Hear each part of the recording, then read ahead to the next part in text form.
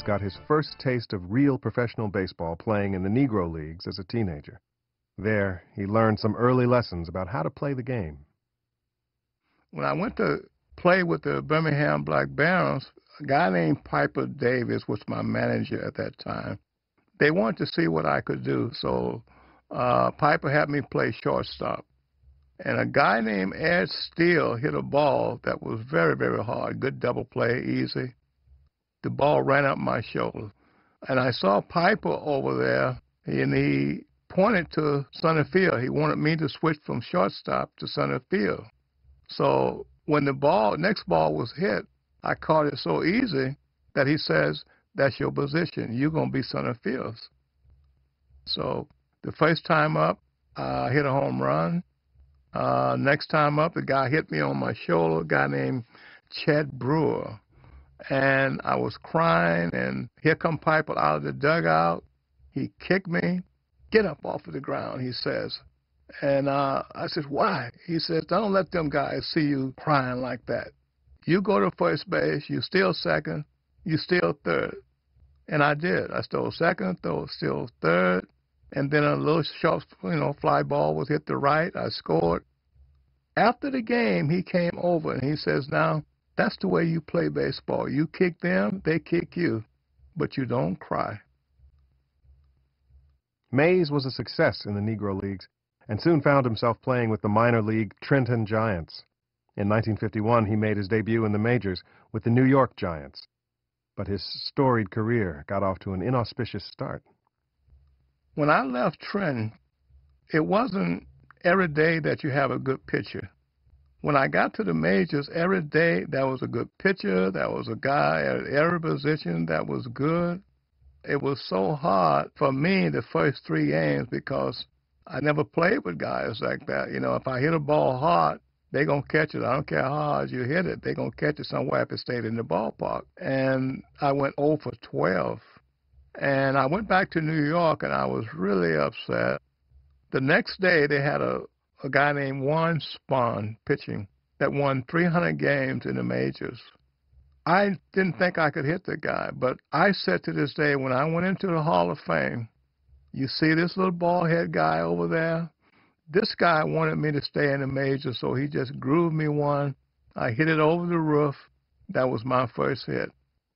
I ended up the season with 274, 20 home runs, 74 runs by then, won the Rookie of the Year, so it was a good thing my first year with the Giants in New York.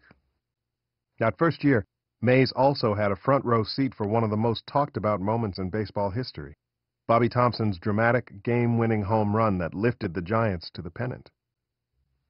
When Bobby hit the home run, well, I'm on deck.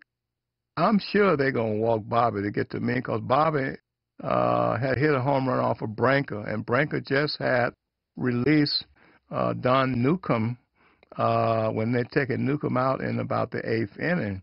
So I'm sure they wanted to walk Bobby and get to me. That was my thinking. Now, when Bobby hit the home run, I'm the last guy to get the home plate, and I'm on deck because I'm kind of shocked. I didn't understand what was going on at that time because everybody started running on the field. Everybody started doing things that ordinarily you don't do too much on a regular season game.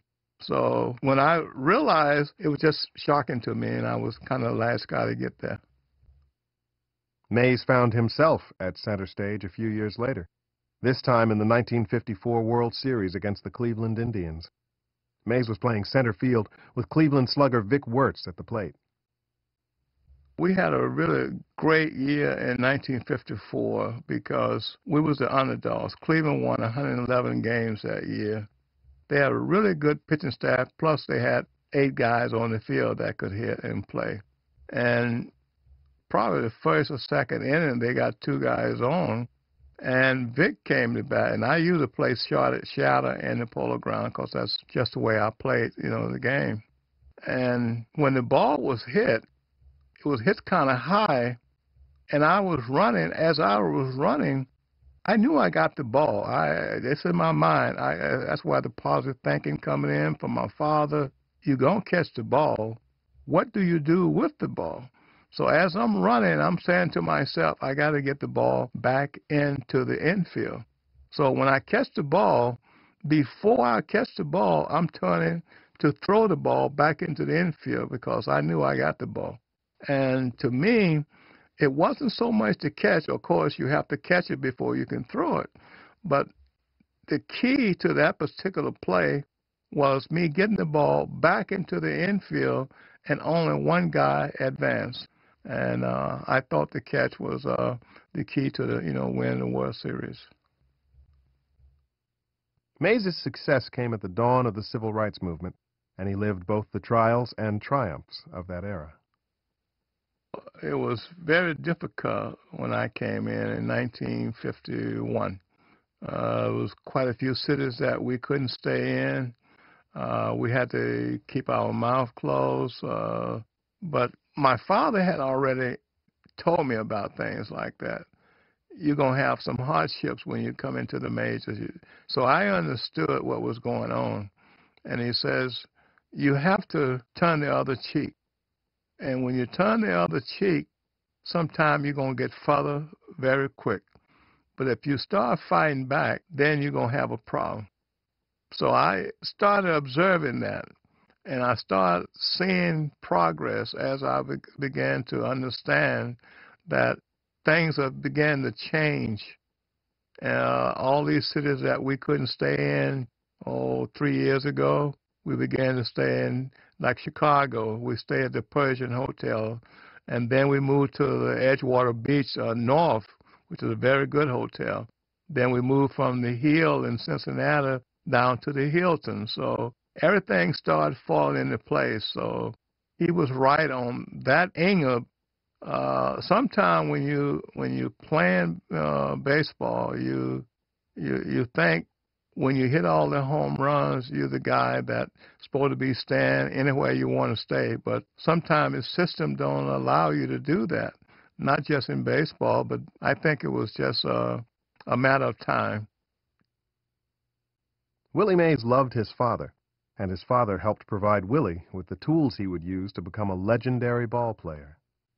I think my father played a really big role in me playing baseball because starting at age 6, he would go over things with me and made sure that I knew every position, first base, second base, all the positions that I had to learn, I knew about it when I was very, very young. Like many young boys, Willie Mays looked up to the baseball stars of the day as heroes, but one stood above the rest. In the South, we used to get the paper every Sunday, and there was 3 guys on the paper. That was Stan Musial, Ted Williams, and Joe DiMaggio. I picked Joe DiMaggio because Joe could do everything. When I say everything, he was a good base runner. He was a guy that could throw, could hit home runs. Stan was a very, very good hitter. Ted was a good hitter. But Joe could do everything, and my father and I decided that in order to stay in the majors, you have to be in the top 5 of everything, and that's what I did.